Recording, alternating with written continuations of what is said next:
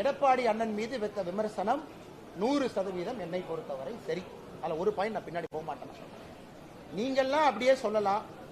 Daily ஒரு முன்னாள் அமைச்சர் வந்து என்னை திட்டலாம், தற்குறின்னு சொல்லலாம், படிப்புக்கு போனா கொச்சைப்படுத்தலாம், நான் செய்யக்கூடிய வேலையை கொச்சப்படுத்தலாம், ஆட்டை வெட்டலாம், இதெல்லாம் பண்ணுவீங்க.